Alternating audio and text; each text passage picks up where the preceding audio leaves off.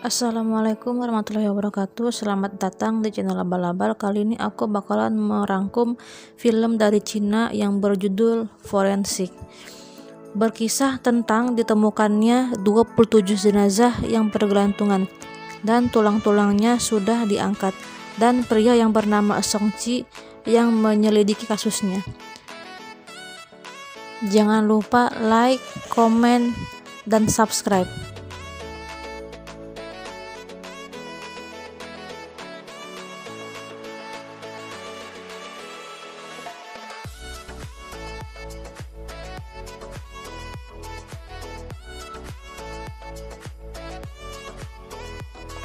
Cerita dimulai diperlihatkan kumpulan orang yang melakukan sekte iblis. Ketika mereka ingin membuka peti, mayat sudah hilang, dicuri oleh pria. Mereka mengejar pria itu, namun tidak dapat. Lalu mayat itu dibawa ke suatu ruangan. Ternyata yang mencuri mayat adalah ahli forensik bernama Song Qi. Bahkan dia bisa berinteraksi dengan mayat. Song Qi ingin mengungkap pembunuh sebenarnya. Tersangka yang ditangkap orang yang dijebak, sedangkan yang membunuh ada di ruangan itu. Dan ketika Song ingin menyayat tubuh mayat itu, tiba-tiba ada yang mengaku, bahkan yang mengaku adalah anak si mayat tersebut. Karena mereka sakit hati dengan hinaan tersangka, mereka merencanakan pembunuhan. Song pulang. Esok harinya, Yumo mengatakan bahwa tersangka tetap ditahan, sedangkan yang membunuh dibebaskan.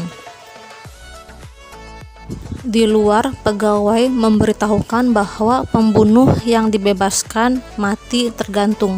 Namun tak lama di tempat yang sama muncul 27 mayat yang menggantung. Mereka adalah orang-orang yang dinyatakan hilang.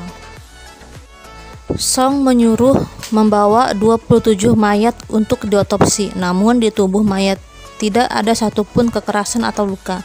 Lalu ketika Tuan Muda Zhang atau pembunuh ayahnya diperiksa, tiba-tiba muncul suara angin. Ketika dicari, suara itu keluar dari belakang leher. Song meraba mayat tersebut, namun tidak ada tulang. Dan Song melekuk kaki mayat tersebut. Tiba-tiba semua mayat itu mengempis.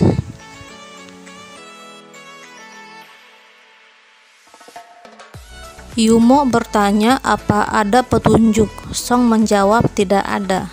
Lalu dia mulai memanggil mayat itu untuk berinteraksi. Namun Song tidak melihat satupun petunjuk.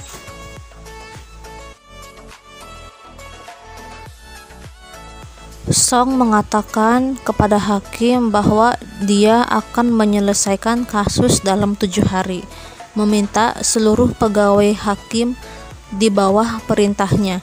Lalu dia menyuruh Dabo menyelidiki latar belakang mayat tersebut. Song menemui gadis penghibur karena di tubuh Zhang ada wangi dari tempat itu. Dia menanyakan pada gadis di sana dan menceritakan bahwa melihat Zhang berbicara dengan pria yang tidak dikenal. Ketika wanita itu memperagakan dengan membuka pintu, tiba-tiba dia ditusuk oleh pria itu.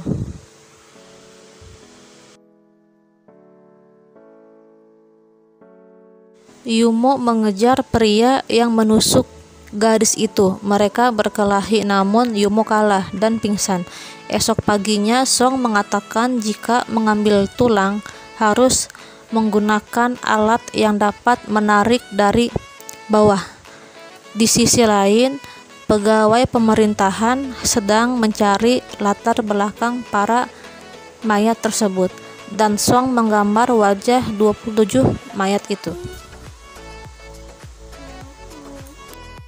Ketika sudah mendapat informasi, pegawai menemui Song untuk menjelaskan dengan rinci latar belakang 27 mayat tersebut.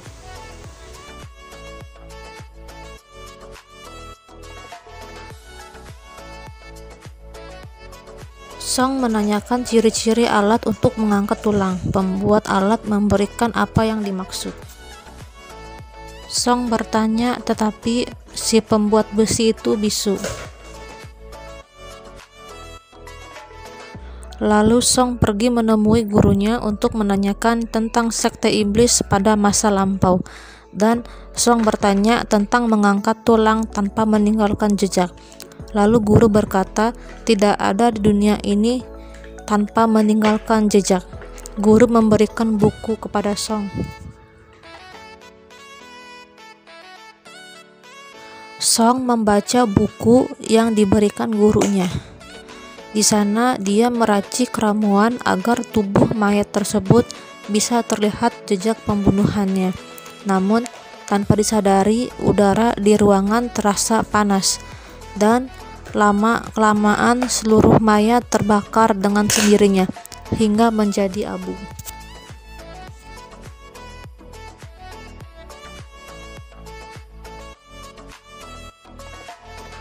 Song berjalan ke TKP. Dia mengambil abu dan mencium aromanya.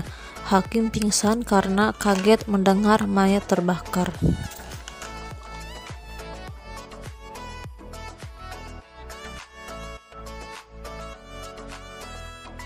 Song meninggalkan catatan kepada Yumo. Jika sudah 6 jam dia boleh membacanya.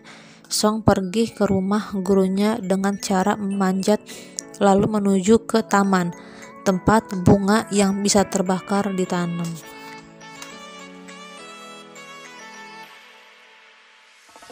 Akibat cahaya yang ditimbulkan, para penjaga mencari Song. Dia berlari ke sebuah ruangan. Tanpa disadari, dia masuk ke ruangan tersembunyi. Dia menelusuri lorong. Dia melihat simbol yang ada di buku yang diberikan gurunya dan terhubung ke ruangan gurunya. Ketika ingin keluar, ternyata di sana ada gurunya yang sedang berdiri.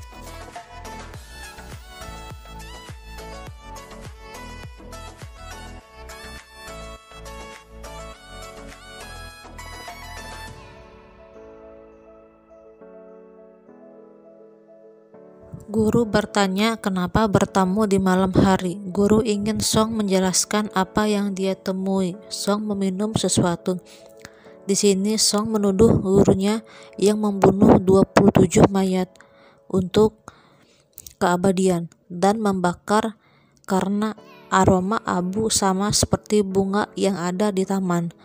Guru menjawab pertanyaan Song. Dia menjawab benar dan salah. Lalu Song pingsan. Ketika bangun, dia sudah diikat untuk persembahan supaya gurunya awet muda dan abadi.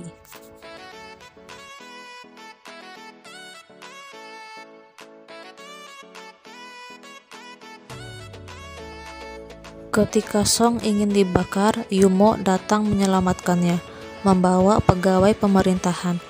Dabu terbunuh karena menyelamatkan Song. Song melempar alat untuk berinteraksi dengan mayat. Gurunya terbakar. Dia berinteraksi dengan Dabo, bertanya kalau selama ini dia salah. Dabo mengangguk, mengiyakan. Song mengingat kembali kata-kata gurunya sebelum meninggal. Dia mulai membaca buku yang diberikan gurunya dan berkata bahwa gurunya juga dijebak, dan gurunya adalah orang terakhir yang ingin dibunuh. Ketika Song mengulang penyelidikan, dia datang ke tempat gurunya terbakar, lalu dia sangat terlihat kesal.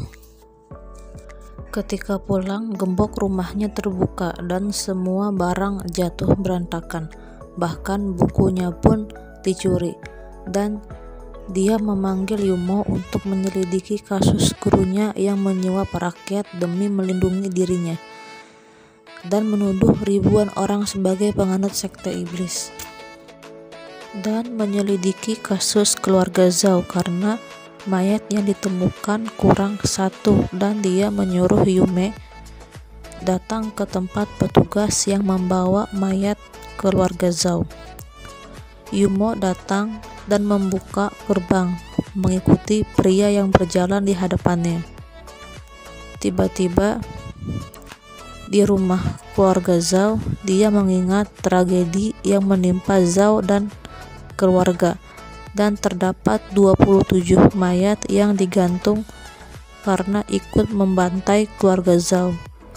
Ketika ingin menusuk pria tua, pria itu berbalik badan memanggil namanya. Ternyata dia adalah Song.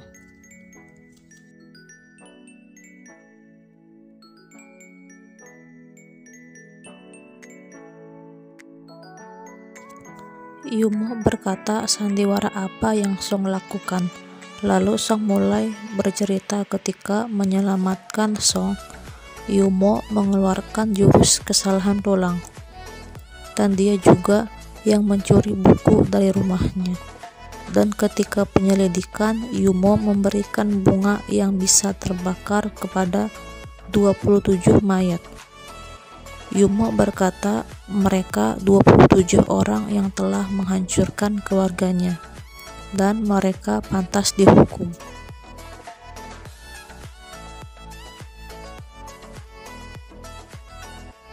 Song menyuruh Yumo pergi. Yumo membunuh dirinya sendiri dengan belati miliknya. Diperlihatkan bahwa Song yang merawat Yumo ketika kecil.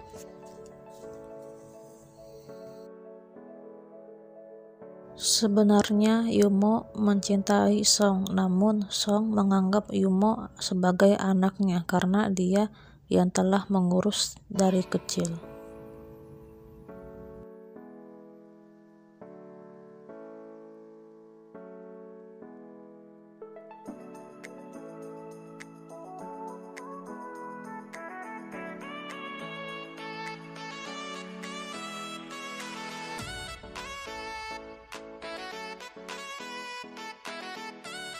Song datang ke pembuat besi dan berkata bahwa yang menyelamatkan dia dari kejahatan adalah putrinya.